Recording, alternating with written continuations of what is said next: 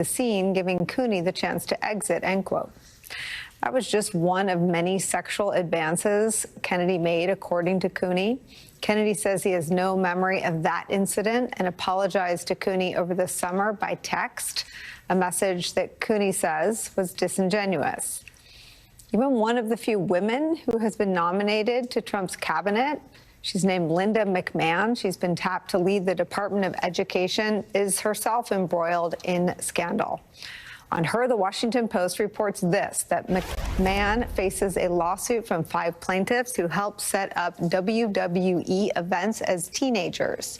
They allege that Linda McMahon and her husband Vince McMahon, the WWE co-founder, knew that the then teens were being sexually abused by high-ranking WWE employees. An attorney for McMahon says that the lawsuit is baseless.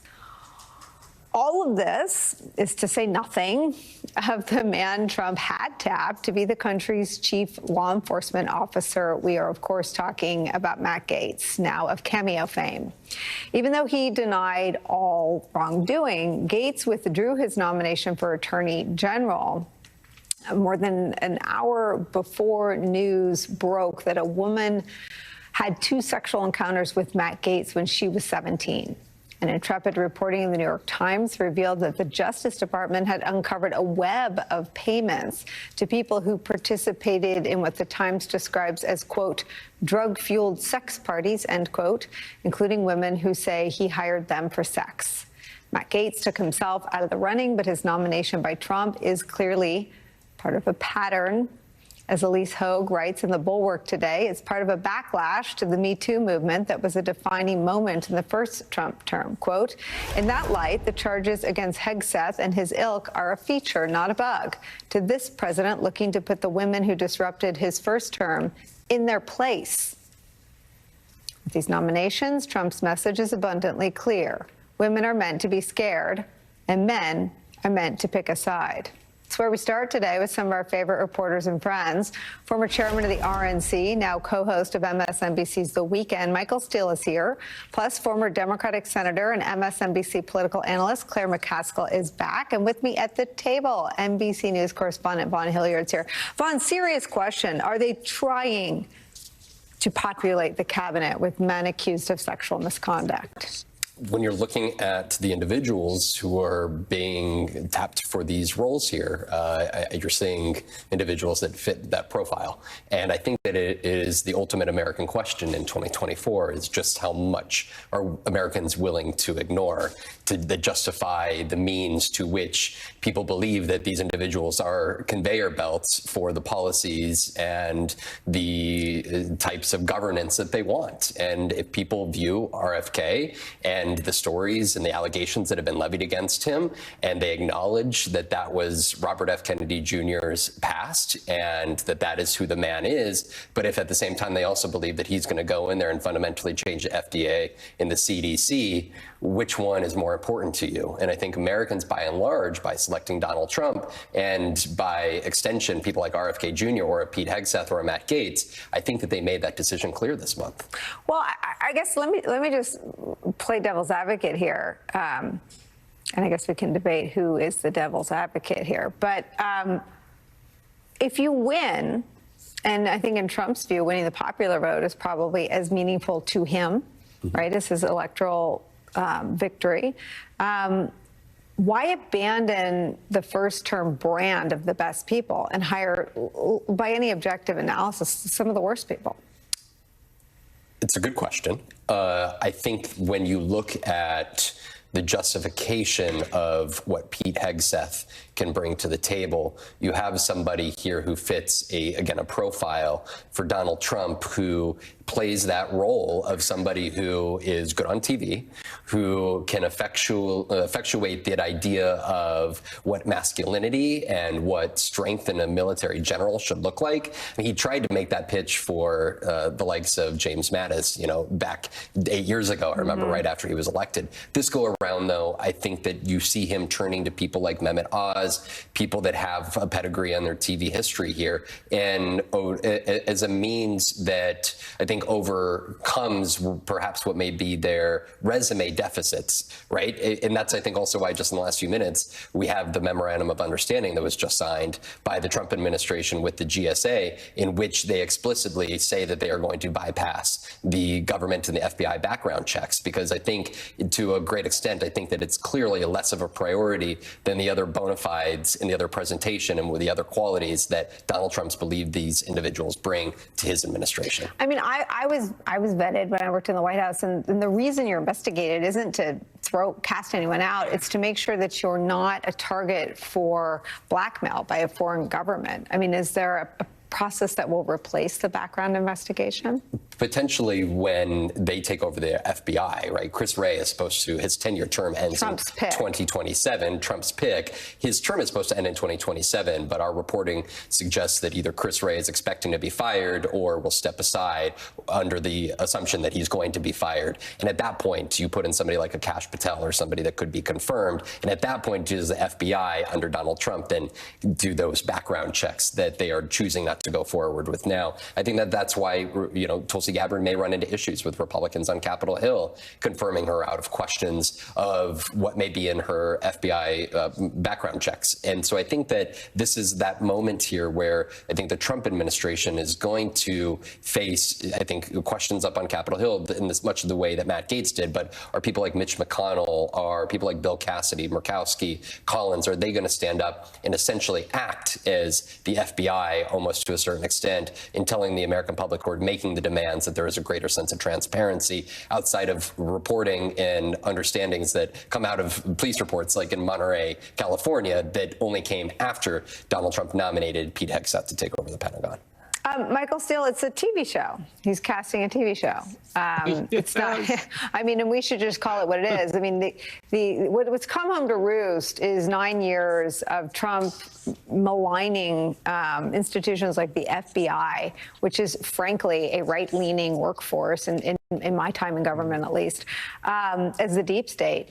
And it's not about embarrassing Matt Gaetz. It's not about digging up a Monterey. I mean, the reporters can do that work. It's about making sure these people don't have stuff for which they can be blackmailed by an American adversary. And when you take an oath as a commissioned officer of the executive branch of the government, you're pledging your loyalty to the Constitution. Why would Trump want to hijack that process?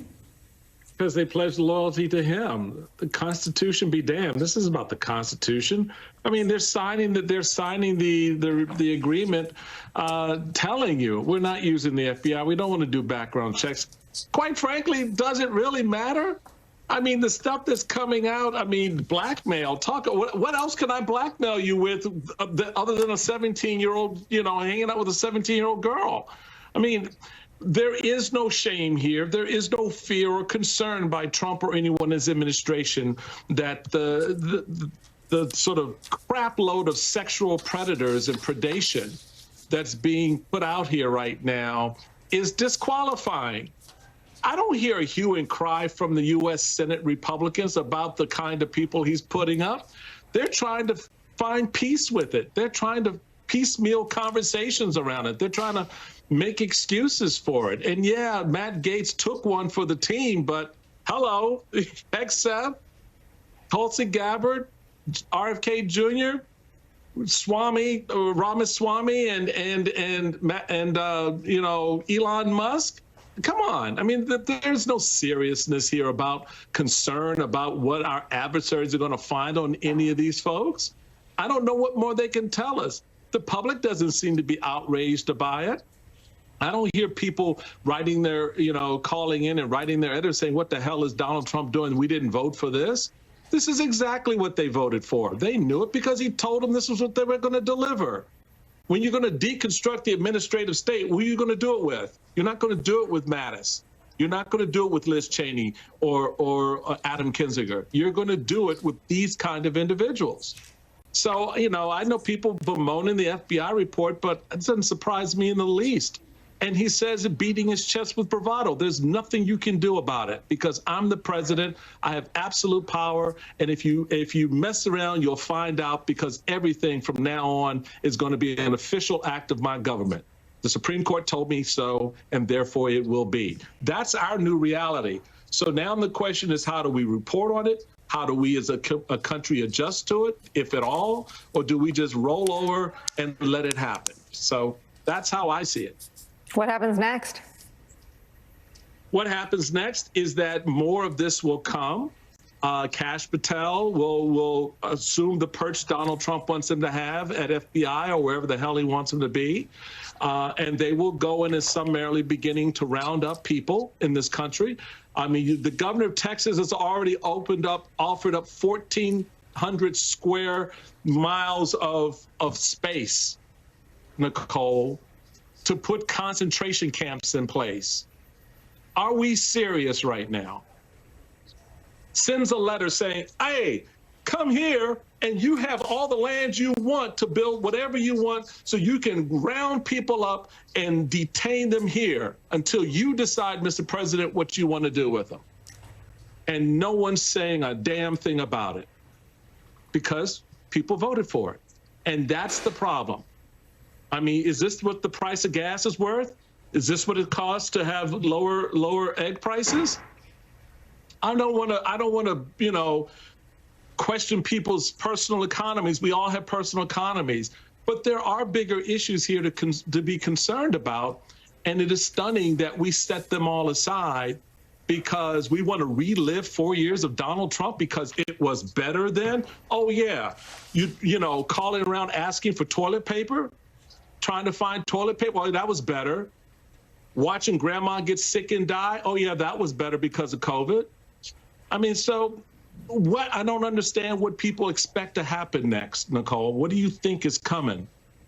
I mean, we've opened up the gates here. The Supreme Court has given him absolute power. He's going to put in place people who don't give a damn about running the government. They just want to run it down. And it doesn't matter to them whether the poor receive their benefits, the undereducated get the education, because we're going to eliminate the Department of Education. And you know what the hell is when people talk about block grants to the states.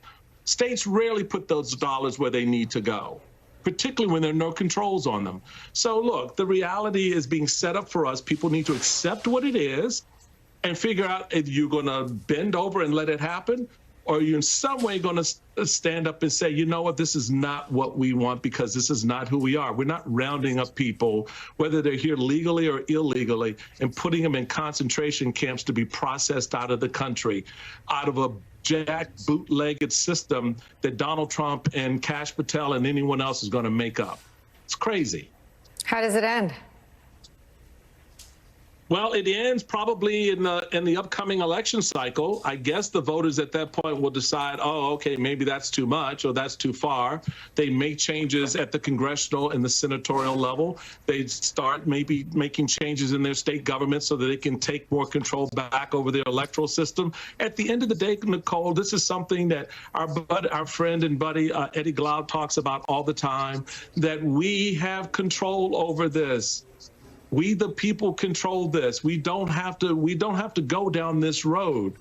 Our fate in this country is not that bad that we would turn it over to a two-bit, wannabe dictator who's going to enrich himself and gorge himself off of federal dollars and contracts and relationships for his hotels and his properties, and continue to cozy up to our adversaries to mimic their illiberal, bad behavior because he wants to fit in. He's so insecure. He's so inept at being president.